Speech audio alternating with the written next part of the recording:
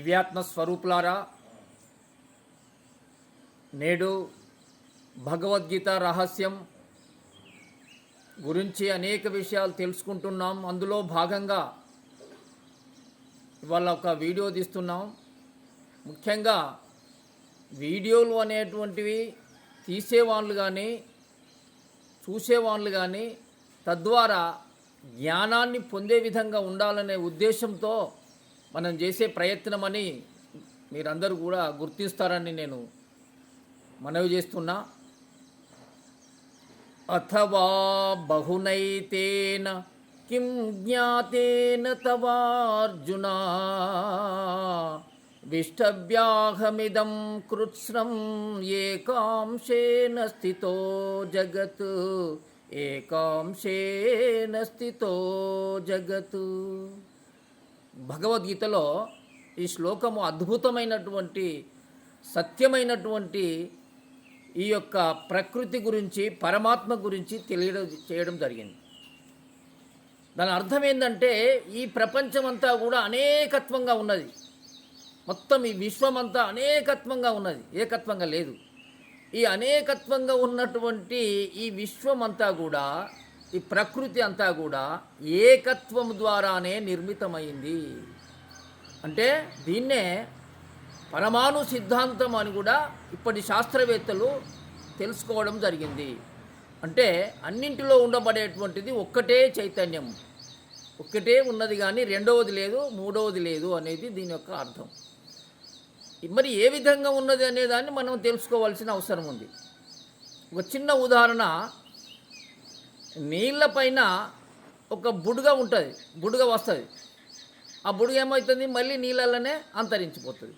అంటే దాని అర్థమైంది, నీరు వేరు కాదు, బుడగ వేరు కాదు, బుడగ నీరు ఒక్కటే. కానీ అదేవిధంగా ఈ ప్రకృతి నీరు వంటిది, ఈ బుడగ అనేటువంటిది మన శరీరాలు కావచ్చు, ఈ యొక్క ప్రకృతిలో ఏదైనా కావచ్చు, ఇవన్నీ కూడా బుడగల వంటివి.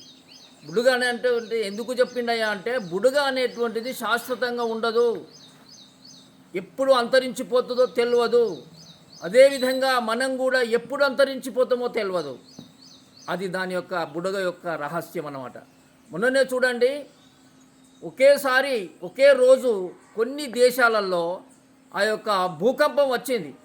ఆ భూకంపం వచ్చినటువంటి సందర్భాన్ని ఎవరు గ్రహించలేదు, ఎవరు దాన్ని నిరోధించలేదు.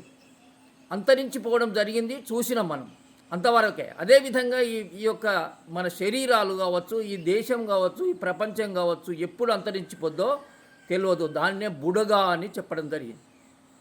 కాబట్టి ఇక్కడ ముఖ్యంగా ఏంటంటే, మనము ఈ ప్రకృతి ఒకటే, ఈ యొక్క మన దేహాలు ఒకటే ఉండడానికి నిదర్శనం ఏంటంటే, వేసవి కాలంలో అనేకంగా ఎండగొట్టినప్పుడు మనకు అనేకమైన దాహం వేస్తుంది.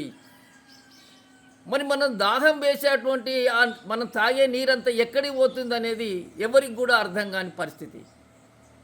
మనం తాగే నీరంతా ఎక్కడికి పోతుంది అనేది అర్థం కాని పరిస్థితి.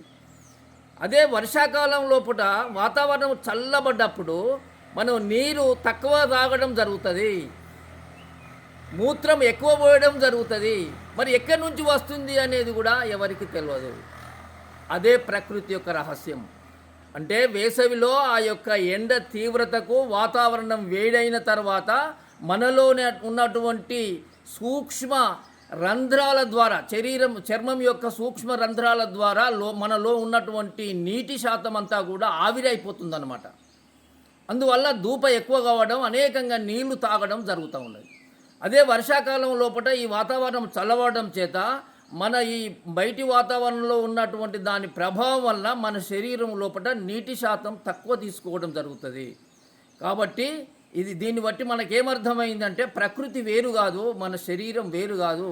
ఈ ప్రకృతి మన శరీరం అంతా ఒకటి. ప్రకృతి అనేటువంటిది ఒక నీరు అనుకుంటే, మన శరీరం నీటిపైన ఏర్పడి అంతరించిపోయేటువంటి బుడగ అని తెలుసుకోవాలి. కాబట్టి దీన్నే మన యొక్క శాస్త్రము ఏం చెప్పిందంటే, ఏకోహం బహుశ్యాం ఈశావాస్యం ఇదం సర్వం. ఉన్నది ఒకటే, రెండవది అనేది లేదు. దీన్ని తెలుసుకొని జీవించాలని చెప్పి పెద్దలు చెప్పడం జరిగింది. దీన్ని అందరూ కూడా, ప్రతి ఒక్కరు కూడా దీని యొక్క అంతరార్థాన్ని తెలుసుకుంటారని కోరుకుంటూ, ఓం తత్ సత్.